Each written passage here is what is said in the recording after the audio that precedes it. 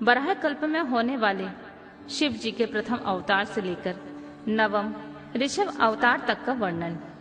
नंदीश्वर कहते हैं, सर्वज्ञ सनत कुमार जी, एक बार रुद्र ने हर्षित होकर ब्रह्मा जी से शंकर जी के चरित्र का प्रेम पूर्वक वर्णन किया था। वह चरित्र सदा परम सुखदायक था, उसे तुम श्रवण करो। वह चरित्र इस प्रकार है। शिव जी ने कहा, ब्राह्मण, बराह कल्प के 7वें मनवंतर में संपूर्ण लोकों को प्रकाशित करने वाले भगवान कल्पेश्वर, जो तुम्हारे प्रपौत्र हैं, वैवस्वत मनु के पुत्र होंगे। तब उस मनवंतर की चतुर्योगियों के किसी द्वापर युग में मैं लोकों पर अनुग्रह करने तथा ब्राह्मणों के हित के लिए प्रकट होऊंगा। ब्राह्मण, युग प्रवृत्तियों के अनुसार उस प्रथम चतुर्योगी के प्रथम द्वापर युग में जब प्रभु स्वयं ही व्यास होंगे, तब मैं उस कलियुग के अंत में ब्राह्मणों के हितार्थ शिवा शक्ति श्वेत नामक महामुनि होकर प्रकट होऊंगा। उस समय हिमालय के रमणीय शिखर छागल नामक पर्वत श्रेष्ठ पर मेरे शिखाधारी 4 शिष्य उत्पन्न होंगे। उनके नाम होंगे श्वेत, श्वेतसिक, श्वेताश्व और श्वेत लोहित। वे चारों ध्यान योग के आश्रम से मेरे नगर में जाएंगे। वहां वे मुझे अविनाशी को तत्वतः जानकर मेरे भक्त हो जाएंगे तथा जन्म, जरा और मृत्यु से रहित होकर पर ब्रह्मा की समाधि में लीन रहेंगे। वत्स पितामह, उस समय मनुष्य ध्यान के अतिरिक्त दान, धर्म आदि कर्म हेतु तक का साधनों द्वारा मेरा दर्शन नहीं पा सकेंगे। दूसरे द्वापर में प्रजापति सत्यव्यास होंगे।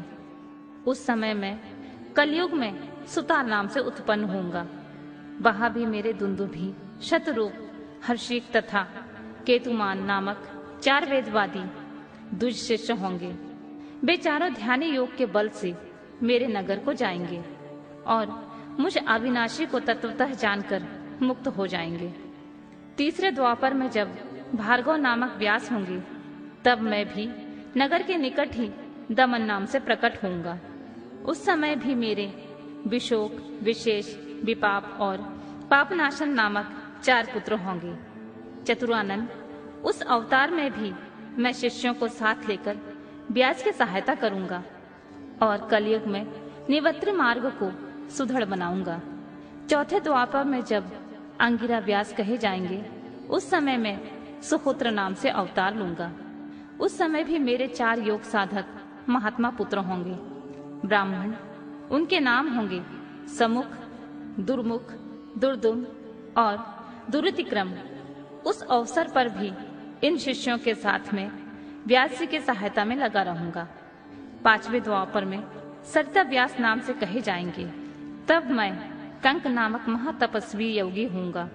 ब्राह्मण, वहां भी मेरे 4 योग साधक महात्मा पुत्र होंगे। उनके नाम बतलाता हूँ, सुनो।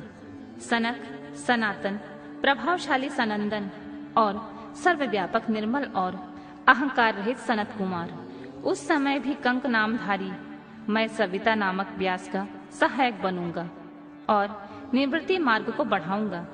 पुनः 6ठे द्वापर में प्रवृत्त होने पर जब मृत्यु लोक कारक व्यास होंगे और वेदों का विभाजन करेंगे, उस समय भी मैं व्यास की सहायता के लिए लोकाक्षी नाम से प्रकट होऊंगा और निवृत्ति पथ की उन्नति करूंगा।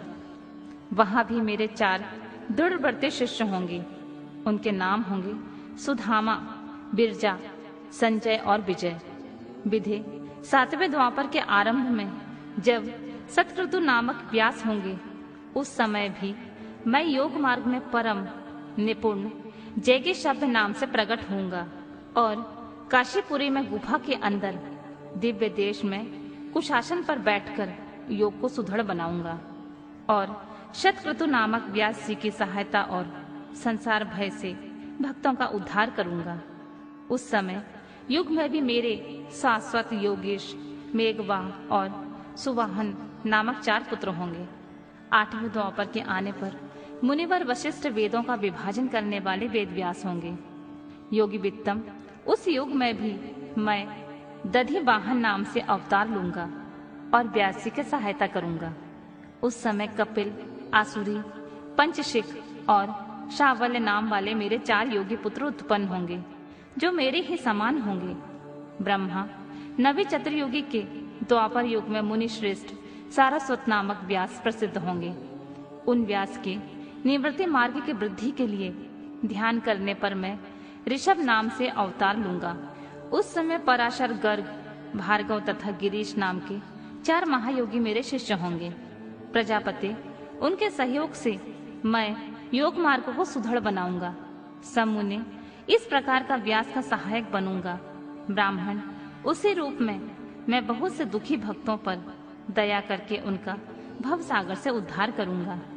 मेरा यह ऋषभ नामक अवतार योग मार्ग का प्रवर्तक, सारस्वत व्यास के मन को संतोष देने वाला और नाना प्रकार से रक्षा करने वाला होगा।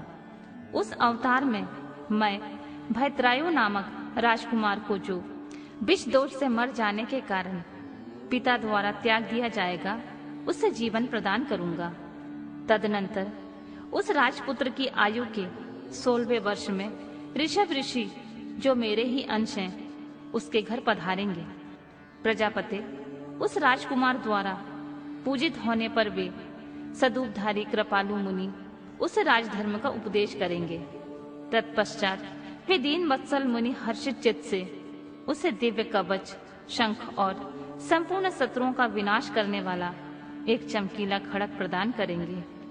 फिर कृपा पूर्वक उसके शरीर पर भस्म लगाकर उसे 12,000 हाथियों का बल भी देंगे। यूं माता सहित भद्रायु को भली भांति आश्वासन देकर तथा उन दोनों द्वारा पूजित हो प्रभावशाली ऋषभ मुनि स्वेच्छा अनुसार चले जाएंगे। ब्राह्मण, तब राजर्षि भद्रायु भी रिपुगणों को जीतकर और कीर्ति मालिनी के साथ विवाह करके धर्म पूर्वक राज्य करेगा। मुनि, मुझ शंकर का वह ऋषभ नामक नवा अवतार ऐसा प्रभावशाली होगा, वह सत्पुरुषों की गति और दीनों के लिए बंधु सा हितकारी होगा।